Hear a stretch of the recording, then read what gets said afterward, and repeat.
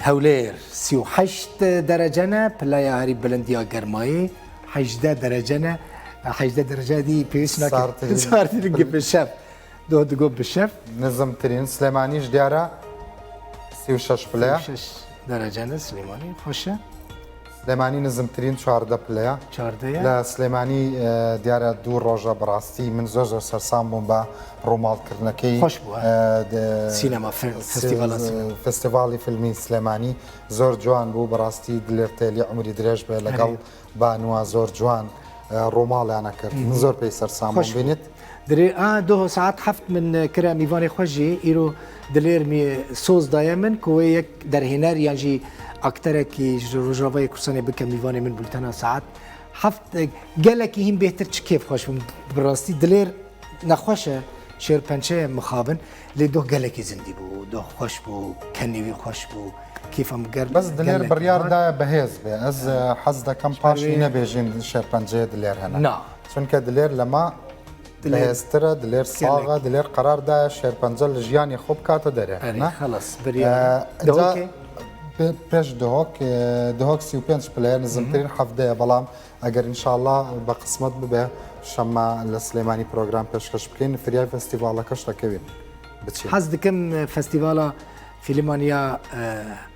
سليماني ببينم وروداوجي سبونسريا ويا مدياي ديكي كركوك 38 درجه 18 درجه صار كركوك گرمه ام د كركوك يرن كارم بچين اگر چونه سليماني نه رئيس سليماني دكارين بلام من زور جاري بشوش وتم حزم للرقاي شاخ وداخ وانا زاني بو رقاي تاخت خريك خود لدك بلام رقاي شاخ وانا كم ساعة جبر حتى سليماني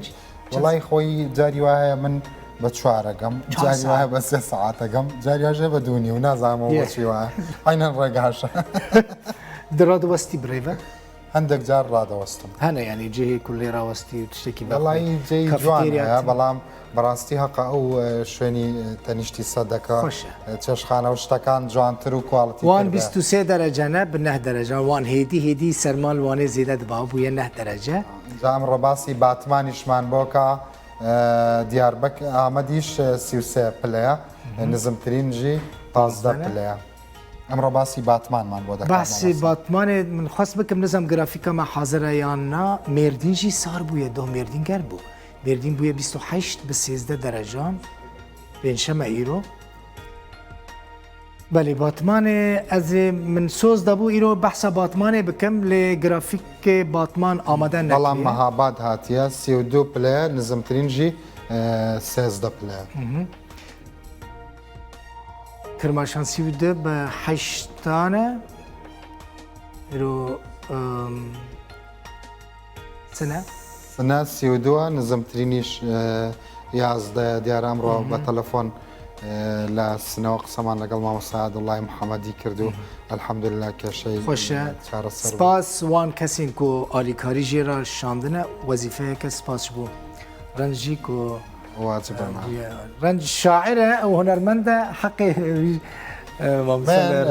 هنرمنده نوع كان زوريان يعني كشاعر كان ما كان بقولاني ظلم بيان خوشه بلامك وذوق براستي سر بجيلي يد الله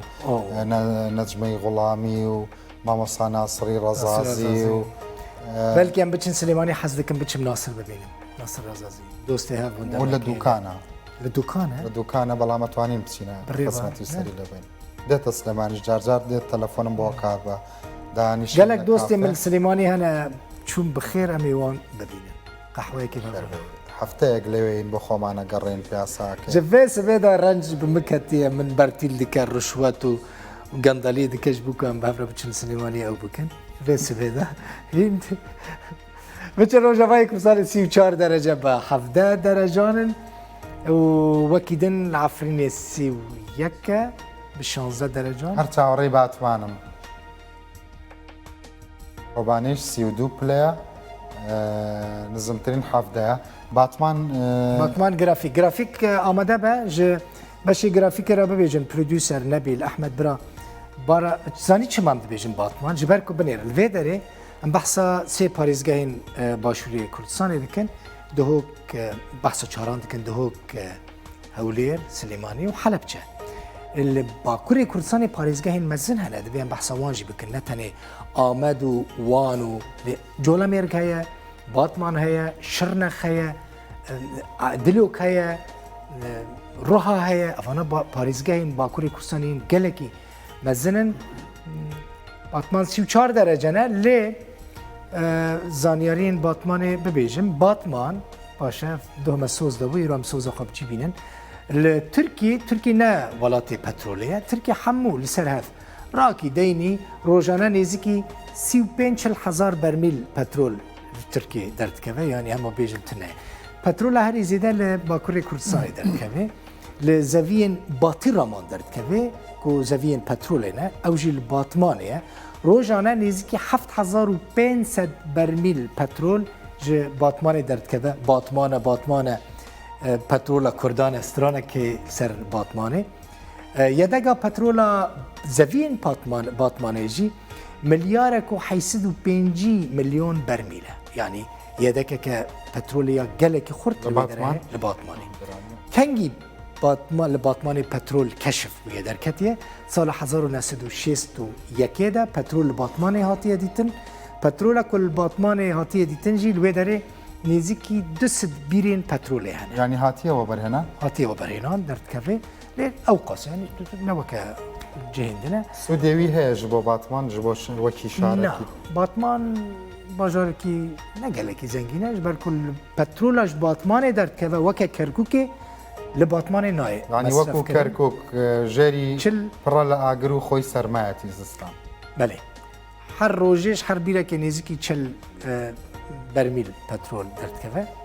و اف بو ناوه باجه نزدیکی 200 بیر یعنی 200 بیر هنه لی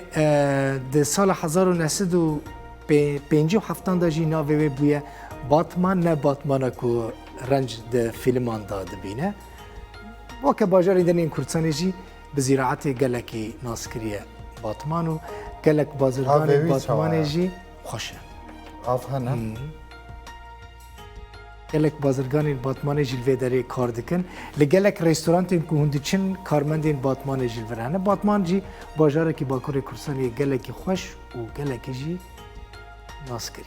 باشه بس دلتا تنگ نبه سبه جولمرگ دخوازی باتمان دخوازی سبه روها دخوازم جغرافیکی هرچه دخوازی جبوتا دیلوک دخوازم